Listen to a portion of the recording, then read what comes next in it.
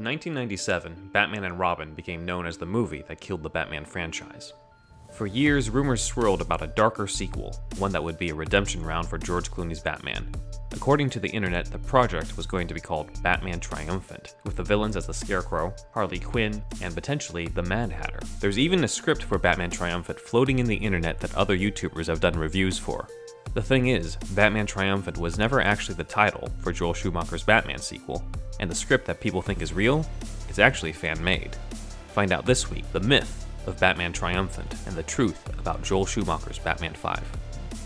Unlike the mythical project of Tim Burton's Batman 3, Joel Schumacher's Batman 5 did actually exist at one point. According to a 2015 article in The Hollywood Reporter, WB hired screenwriter Mark Protosevich. According to Protosevich, the script was written before Batman and Robin's release, and was actually titled Batman Unchained, with the writer even saying that he has no idea where the title Batman Triumphant even came from. The script was 150 pages and featured the return of George Clooney's Batman and Chris O'Donnell's Robin, but Alicia Silverstone's Batgirl was absent. Also, Robin would have had a falling out with Batman, leading the Dark Knight to go solo. As for the villains, the internet was correct in two of the villains. Schumacher and Protosevich had planned on using the Scarecrow, with Joel Schumacher planning to cast Nicolas Cage, who starred in his film 8mm. The other villain for the film was Harley Quinn, but with a new backstory. Since the Jack Nicholson Joker had already died, Protosevich's Harley Quinn would need a backstory rewrite. Instead of being the Joker's girlfriend, Harley would take cues from the Bronze Age character of the Joker's daughter, and be the daughter of Jack Napier. And instead of being an Arkham psychiatrist, Harley was a toy maker. Protosevich said that he met with Courtney Love, who had wanted to play the part. And in our interview with Batman historian Andrew Farago, Joel Schumacher had met up with Madonna as well for the role, after she had previously turned down the role of Catwoman in Batman Returns. In the script, Harley wanted revenge on Batman for killing her father. Teaming up with the Scarecrow, the villains ultimately end up locking up Batman in Arkham Asylum, much like in the animated series episode Dreams in Darkness.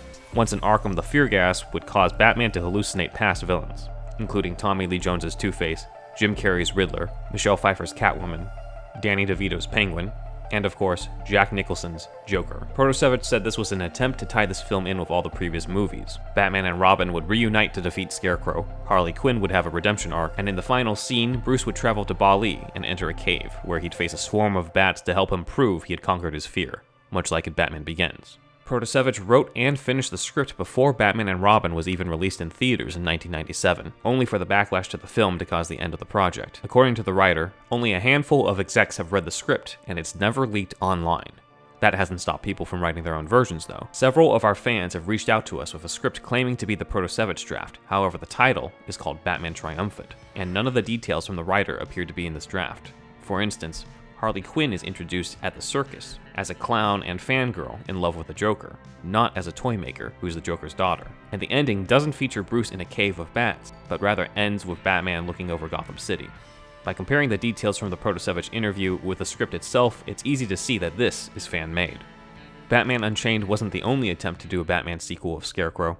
After Joel Schumacher stepped down, writers Stephen Wise and Lee Shapiro stepped in and wrote Batman Dark Knight, which was set during Halloween, and featured a Dr. Jonathan Crane who worked at Arkham Asylum, as well as a scene of Scarecrow on horseback. The other villain of the script was Man-Bat, who had been transformed by the Scarecrow in an experiment. Man-Bat eventually helps Batman and Robin team up against Scarecrow, whose face gets disfigured in a fight with Man-Bat, leading his scarred face to become the Scarecrow mask.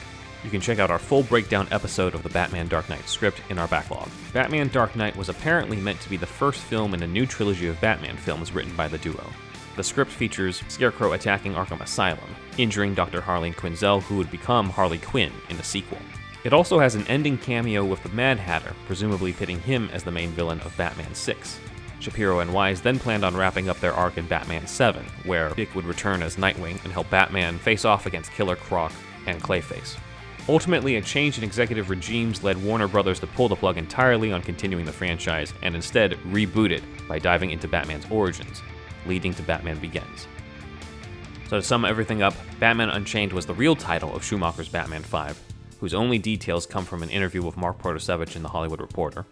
Batman Triumphant is a fan-made title with a fan-made script, and Batman Dark Knight was a different script featuring Man-Bat after Schumacher had left the project.